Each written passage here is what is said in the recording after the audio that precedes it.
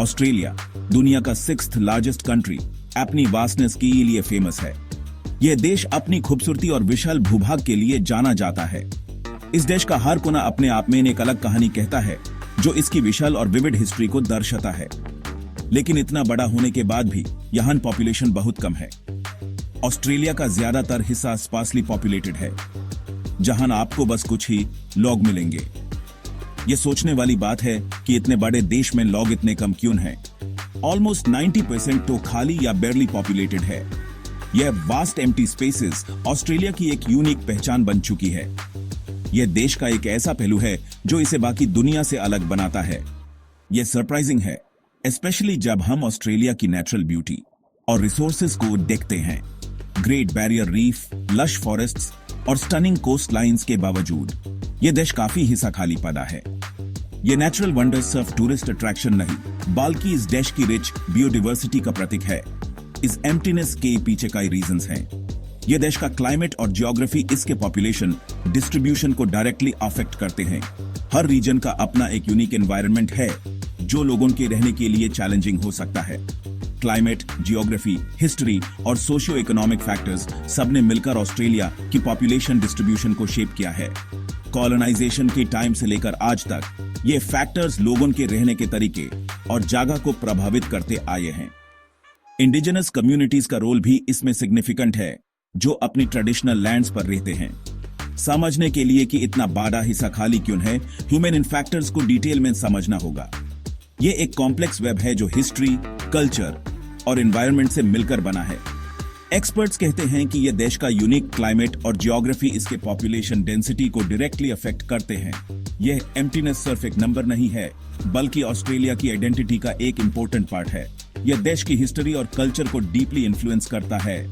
यह vast empty spaces एक ऐसा कैनवस है जहां ऑस्ट्रेलिया की यूनिक स्टोरीज लिखी जाती हैं। यह देश के हिस्ट्री, कल्चर और फ्यूचर को शेप देता है। ऑस्ट्रेलिया की खाली जगह और स्पार्सली पॉपुलेटेड एरियाज इसके कल्चरल हेरिटेज का एक इंपॉर्टेंट हिस्सा हैं। ये देश का फ्यूचर भी इन्हीं फैक्टर्स से प्रभावित होगा, जो इसके यूनिक आइडेंटिटी को बनाए रखेंगे। ऑस्ट्रेलिया का क्लाइमेट पॉपुलेशन डिस्ट्रीब्यूशन में इंपॉर्टेंट रोल प्ले करता है। देश का बड़ा हिस्सा डेजर्ट या सेमी आरिड है, जिसे आउटबैक कहते हैं। यहाँ मौसम एक्सट्रीम हॉट और ड्राई होता है, पानी की कमी रहती है। गर्मी में टेम्परेचर ऑफ्टन 40 डिग्री सेल्सियस से ऊपर चला जाता है और बारिश बहुत कम होती है। यह सिचुएशन फार्मिंग, इंडस्ट्री और लाइफ के लिए भी टग है।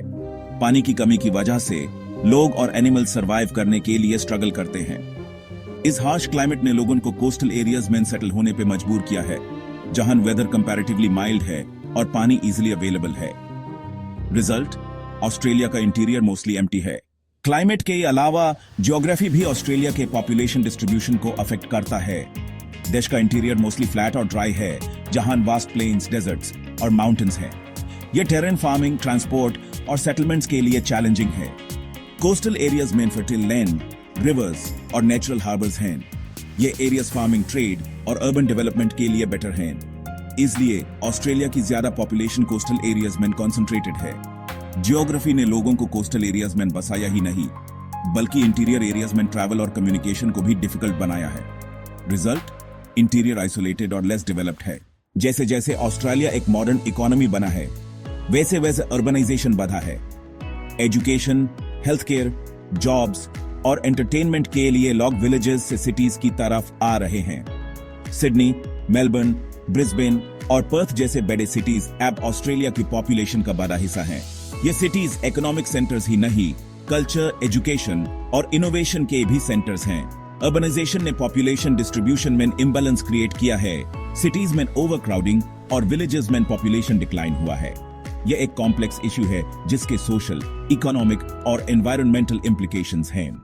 ऑस्ट्रेलिया का हिस्ट्री भी पॉपुलेशन डिस्ट्रीब्यूशन को समझने के लिए इंपॉर्टेंट है। यह एक ऐसा देश है जिसका इतिहास बहुत ही कॉम्प्लेक्स और लेयर्ड है। इस देश के इतिहास को समझने के लिए हमें उन सभी घटनाओं को देखना होगा जो इस देश के विकास में महत्वपूर्ण रही हैं। 18th सेंचुरी की एंड में जब यूरोपियंस ऑस्ट्रेलिया आए, तो उन्होंने कोस्टल एरियाज चूज किए अपनी सेटलमेंट्स के लिए। ये उनके लिए स्ट्रेटेजिक लोकेशंस थे, जहां से वो आसानी से अपने शिप्स को एंकर कर सकते थे और यूरोप से आने वाले रिसोर्सेज को मैनेज कर सकते थे। ये एरियाज फार्मिंग, ट्रेड और यूरोप से कांटेक्ट के लिए बेटर थे। कोस्टल एरियाज में फर्टिल लैंड और पानी की अवेलेबिलिटी थी जो फार्मिंग के लिए जरूरी थे। ट्रेड के लिए भी ये एरियाज आइडियल थे क्योंकि यहाँ से शिप्स आसानी से आते जाते थे। टाइम के साथ यूरोपियंस ने ऑस्ट्रेलिया के बड़े हिस्से पे कब्जा कर लिया, जिससे इंडिजिनस पॉपुलेशन को अपने ट्रेडिशनल एरिया से डिस्प्लेस होना पड़ा। ये डिस्प्लेसमेंट सिर्फ फिजिकल नहीं था बल्कि कल्चरल और सोशल भी था। इंडिजिनस लोगों को अपने जमीन से हटाकर उन्हें ऐसे एरियाज में भेजा गया जहां उनके लिए जीवन यापन मुश्किल था। यह डिस्प्लेसमेंट और बाद की पॉलिसीज ने आज भी ऑस्ट्रेलिया के इंडिजिनस और नॉन इंडिजिनस कम्युनिटीज के बीच इनइक्वालिटी को अफेक्ट किया है। आज भी इंडिजिनस कम्युनिटीज को एजुकेशन, हेल्थ केयर और एम्प्लॉयमेंट में चैलेंजेस का सामना करना पड़ता है। यह सब कुछ उन पॉलिसीज का नतीजा है जो उनके खिलाफ बनाई गई थी। ऑस्ट्रेलिया का हिस्ट्री हमें याद दिलाता है कि पॉपुलेशन डिस्ट्रीब्यूशन सिर्फ नेचुरल फैक्टर्स का रिजल्ट नहीं है बल्कि ह्यूमन एक्शंस, स्पेशली कॉलोनाइजेशन और डिस्प्लेसमेंट का भी रिजल्ट है। ये ह्यूमन ये भी सिखाता है कि किस तरह से ह्यूमन एक्शंस ने एक देश की लैंडस्केप और उसके लोगों के जीवन को बदल दिया। आज भी हम इन एक्शंस के प्रभाव को देख सकते हैं, जो हमें ये याद दिलाता है कि इतिहास को समझना और उसे सीखना कितना जरूरी है। इंडिजिनस कम्युनिटीज हजारों सालों से इस लैंड पे रह रहे हैं और उन्होंने हार्श कंडीशंस के साथ एडजस्ट करना सीख लिया है। वो नेचर के साथ डीप कनेक्शन शेयर करते हैं और ट्रेडिशनल नॉलेज यूज करके रिसोर्सेज का सस्टेनेबल मैनेजमेंट करते हैं। लेकिन कॉलोनाइजेशन, डिस्प्लेसमेंट और डिस्क्रिमिनेशन ने इंडिजिनस कम्युनिटीज को बहुत नुकसान पहुंचाया है। आज इंडिजिनस पॉपुलेशन का बड़ा हिस्सा पॉवर्टी, अनएम्प्लॉयमेंट और हेल्थ प्रॉब्लम्स फेस करता है। इंडिजिनस कम्युनिटीज की स्टोरी हमें याद दिलाती है कि ऑस्ट्रेलिया की लैंड और उसके लोगों के बीच एक डीप कनेक्शन है और हमें इसका रिस्पेक्ट करना चाहिए। ऑस्ट्रेलिया दुनिया के सबसे ड्राई कॉन्टिनेंट्स में से एक है और पानी की कमी यहाँ एक सीरियस प्रॉब्लम है। ज्यादातर एरिया ड्राई और सेमी एरिड है जहां रेनफॉल कम और इरेगुलर होती है। क्लाइमेट चेंज ने इस प्रॉब्लम को और बढ़ा दिया है, जिससे ड्राउट्स लॉन्गर और सेवियर हो गए हैं। पानी की कमी का असर फार्मिंग इंडस्ट्री और घरों पे पड़ता है और इसे कंपटीशन बढ़ रही है। पानी की कमी ऑस्ट्रेलिया के लिए एक सीरियस चैलेंज है और इसके सोल्यूशन के लिए सस्टेनेबल वाटर मैनेजमेंट पॉलिसीज और इनोवेशंस की जरूरत है। ऑस्ट्रेलिया की वास्टनेस और एम्प्टीनेस का मतलब ये नहीं कि ये लैंड खाली या यूजलेस है। ऑस्ट्रेलिया के आउटबैक में यूनिक इकोसिस्टम्स हैं जो प्लांट्स और एनिमल्स की अमेजिंग वैरायटी को सपोर्ट करते हैं। ये इकोसिस्टम सिर्फ ऑस्ट्रेलिया के लिए नहीं बल्कि पूरी दुनिया के लिए इंपॉर्टेंट है। वो क्लाइमेट चेंज कम करने, बायोडायवर्सिटी प्रोटेक्ट करने और इकोसिस्टम सर्विसेज प्रोवाइड करने में इंपॉर्टेंट रोल प्ले करते हैं। ऑस्ट्रेलिया की एम्प्टीनेस को एक अपॉर्चुनिटी के रूप में देखना चाहिए। इन यूनिक इकोसिस्टम्स के कंजर्वेशन और सस्टेनेबल मैनेजमेंट का अपॉर्चुनिटी। ऑस्ट्रेलिया का 90% खाली क्यों है, यह समझने के लिए हमने क्लाइमेट, ज्योग्राफी, हिस्ट्री और सोशियो इकोनॉमिक फैक्टर्स देखे।